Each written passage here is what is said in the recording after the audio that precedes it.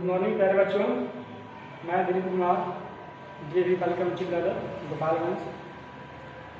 जैसे कि आप सभी को मालूम है कि कोरोना महामारी चलते सभी विद्यालय द्वारा से स्थगित था।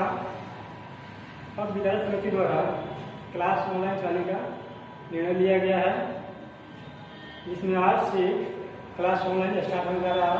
आज फर्स्ट क्लास होगा और मेरा विषय मैथ है। मैं आज वर्ग 8 का मैथ स्टार्ट करने जा रहा हूँ। इसका पहला अध्याय है परिमेय संख्याएं। तो जानेंगे परिमेय संख्याओं के बारे में डिटेल से, और भी उसका कुछ नियम करते हैं उसके बारे में जानेंगे। उसके बाद करेंगे क्वेश्चन की तरफ। कई जानते हैं परिमेय संख्याओं के बारे में। कहा गया कि वैसी संख्याएं जो p/q या अंश/हर के रूप में लिखा जा सके वह परिमेय संख्याएं कहलाती है। जहाँ p और q पूर्णांक है तथा q0 शून्य हो। परिभाषा देखेंगे जैसे में 0, 5, -3/5, -7/12,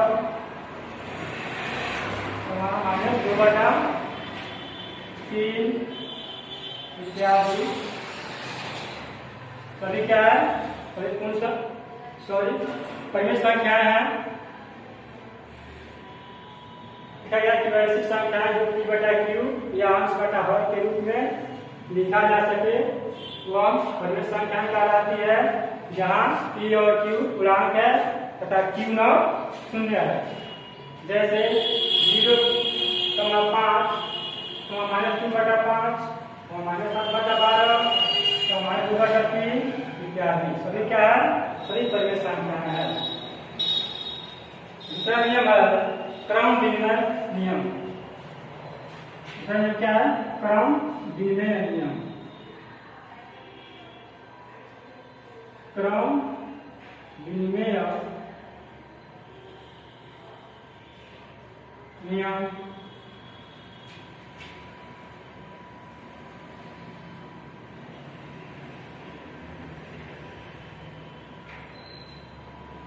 इसका परिभाषा होता है कि दो पूर्ण संख्याएं क्रम विनिमय नियम के अंतर्गत योग के अंतर्गत सत्य है।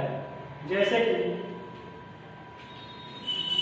कि पहला पूर्ण संख्या 2 ले लीजिए और दूसरा 3 ले लीजिए। 2 3 कितना हुआ? 5। इसका क्रम चेंज कीजिएगा, क्या होगा? 3 + 2 कितना हो जाएगा? 5। तो लिख के साथ समझाते हैं। 2 पूर्ण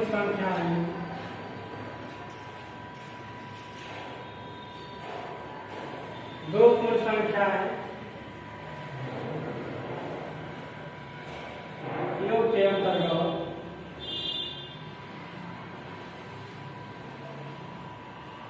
दो पूर्ण संख्याएं योग के अंतर्गत क्रम विनिमय नियम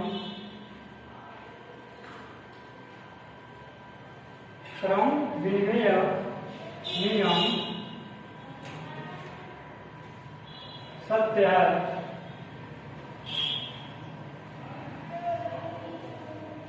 अर्थात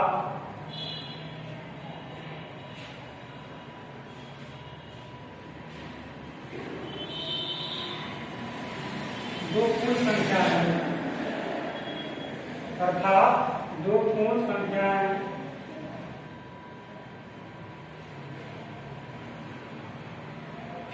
A,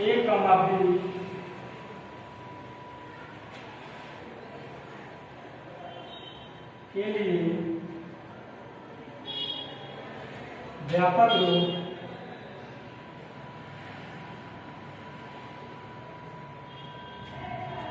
A + B × B + A है।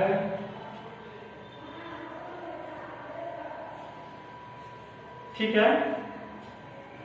क्या है क्रम विनिमय नियम कि दो पूर्ण संख्याएं योग के अंतर्गत क्रम विनिमय नियम सत्य है, अर्थात दो पूर्ण संख्याएं a, b के लिए व्यापक रूप a plus B into B plus A है। जैसे देखते हैं, जैसे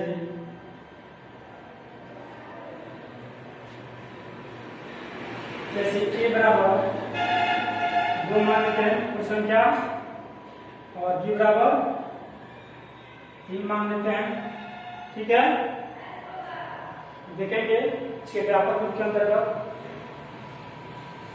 क्या है a प्लस बी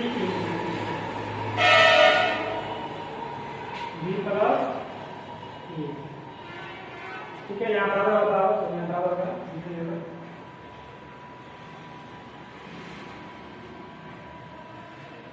तो इसका मान करते हैं, a कितना लिए हैं 2, b कितना लिए हैं 3। देखते हैं इसका मान बराबर आता है कि नहीं। a कितना है 2, b कितना है 3 बराबर b कितना है 3 और a कितना है 2। कितना हुआ 2 3 5 बराबर 3 2। अर्थात इससे यह स्पष्ट होता है कि कोई भी दो पूर्ण संख्याएं जो के अंतर्गत सत्य है जबकि उनके क्रम को अदला बदली करने पर उनके मान में कोई परिवर्तन नहीं होता। जैसे मान लीजिए हम आंकते हैं a प्लस बी, ठीक है, और यहाँ से क्रम चेंज हुआ है, पहले b आया है फिर प्लस a आया है। ठीक है, तो a का मान कितना है 2 है, b कितना है 3 है, फिर यहाँ b कितना है 3 है और a कितना है 2 है। यानी इसका a का स्थान है, ये b का स्थान है। अब यहाँ पे b का स्थान ले लिया और यहाँ पे a का स्थान लिया, इससे क्रम चेंज हो गया। तो इसी को कहते हैं क्रम विनिमय नियम, जिसमें क्रम चेंज होने के बाद उसके मान में कोई परिवर्तन न हो, उसका मान बराबर आवे, वह क्रम विनिमय नियम कहलाता है। जैसे आप देख ही रहे हैं कि इसका क्रम चेंज हो रहा है, यहाँ पे a का मान 2 है, इसमें क्या रहा है a का मान आ रहा है यहाँ पे, b का मान 3 है, कितना आ रहा है फर्स्ट में, यानी 2 3 5 और 3 2 5। इससे क्रम चेंज होने के बाद इसके मान में कोई परिवर्तन नहीं हो रहा है, इसलिए क्या है क्रम विनिमय नियम के अनुसार सत्य है। ठीक है, दूसरा नियम था। तीसरा नियम आपका है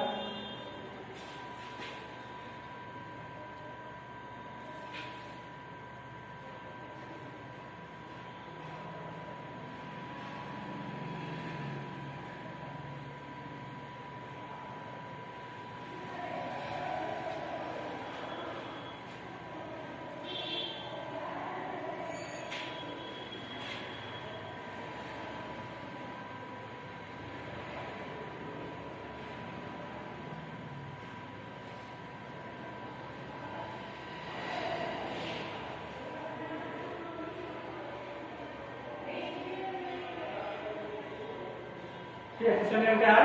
तीसरा नियम है साचरण नियम या सजातक नियम। तो जानते इसके बारे में।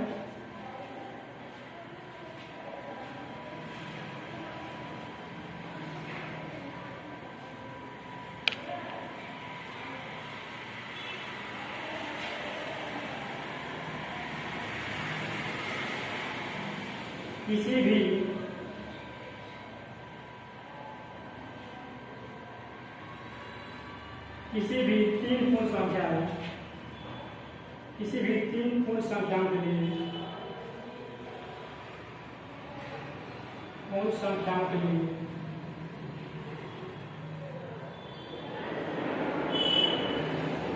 किसी भी तीन पूर्ण संख्याओं के लिए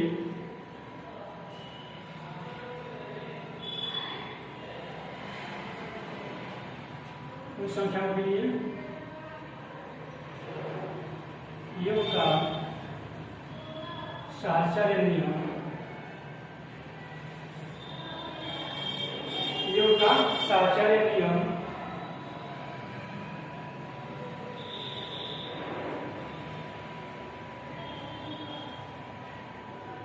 सत्य है। क्या योग का साहचर्य नियम सत्य है, जहां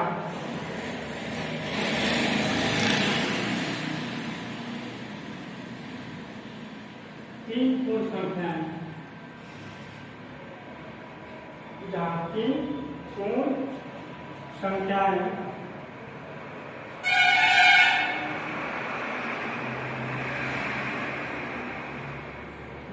पूर्ण संख्याएं ए कमा बी कमा सी हो।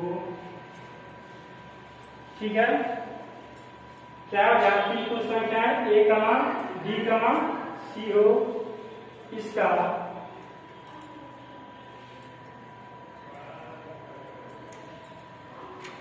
व्यापक रूप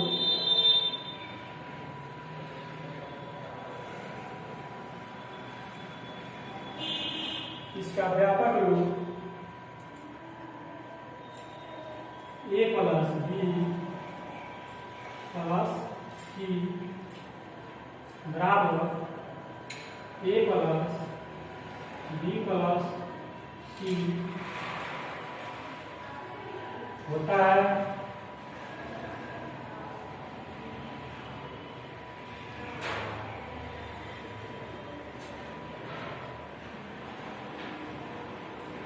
ध्यान दीजिएगा, किसी भी तीन पूर्ण संख्याओं के लिए योग का साहचर्य नियम सत्य है, जहां तीन पूर्ण संख्याएं ए कमा बी कमा सी हो, इसका व्यापक रूप ए प्लस बी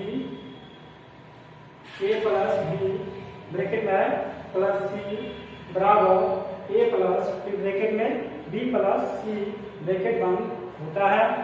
ठीक है, ये इसका व्यापक रूप है, इसका साहचर्य नियम का। अब जानते हैं, ये देते हैं एग्जाम्पल लेते हैं,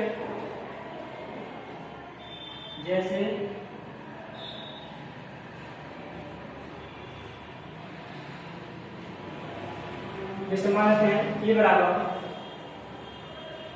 3 बी बराबर 5 बराबर 8। ठीक है, तीन पूर्ण संख्या का मान लिया, क्या क्या है, ए बराबर 3 बी बराबर 5 और सी बराबर 8।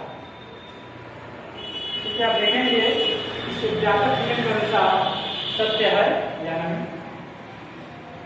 चलिए देखते हैं।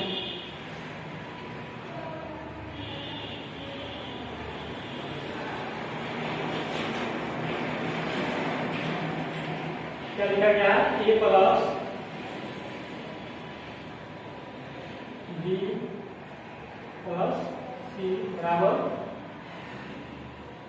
ए प्लस बी प्लस सी।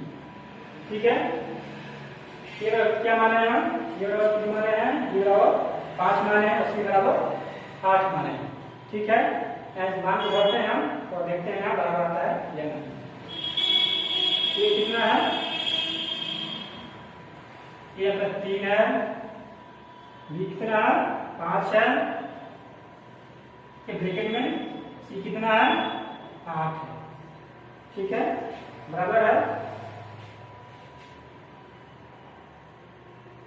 लिखा गया कि ब्रैकेट के बाहर है, ये कितना है 3 है, प्लस ब्रैकेट में लिखेंगे ये कितना है 5 है और सी कितना है 8 है। चलिए इसको बात है, एक स्टेप और बात है आगे, इसको कितना हुआ 3 और 5 8 और कितना प्लस का 8 है, प्लस का 8, ये बराबर है 3 है प्लस कितना हुआ 8 5 13 और लगाते हैं, एक स्टेप और लगाते हैं, कितना 8 8 16 कितना 13 3 16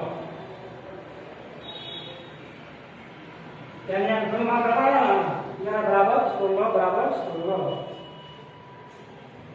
चलिए यहाँ देखेंगे कि किसी भी 3 पूर्ण संख्याओं के लिए योग का सार्थक नियम सत्य है जहाँ 3 पूर्ण संख्याएं a, b, c हो। इसका व्यापक क्या होता है a प्लस b ब्रैकेट में a प्लस c बराबर a प्लस ब्रैकेट में b प्लस c। ठीक है, एग्जाम्पल के तौर पर दिए हैं जैसे कि है a बराबर 3 b बराबर 5 और c बराबर 8। ठीक है, और इसका व्यापक क्या दिए हैं a plus b plus c बराबर a प्लस ब्रैकेट में b प्लस c। इसका मान भर रहे हैं आप, ध्यान दीजिएगा। a कितना है 3 है, b कितना है 5 है और c कितना है 8। ठीक है, बराबर है, बराबर किया गया। फिर ध्यान देंगे आप क्या है a कितना है, तो यहाँ पे a 3 है प्लस है, b कितना है 5 है, कितना है 8। ठीक है, चलिए कितना वापस 3 और 5 8 हो गया, प्लस का 8 है। ठीक है, बराबर है, बराबर लिख दिए हैं 3 है प्लस 3 प्लस कितना 8 5 13 लिखा गया। फिर इस पर इस पर आगे 8 8 16 और 13 3 16 यानी क्या है दोनों बराबर है ना, बिल्कुल दोनों बराबर है। वही यहाँ दर्शाया गया है a प्लस b ब्रैकेट में प्लस c बराबर a प्लस ब्रैकेट में b प्लस c। क्या है ये सार्थक नियम है। ठीक है, उम्मीद करता है कि अच्छे से आप लोग समझे होंगे। ठीक है, वीडियो एक अलग समझ आया तो दोबारा देख सकते हैं समझने के लिए।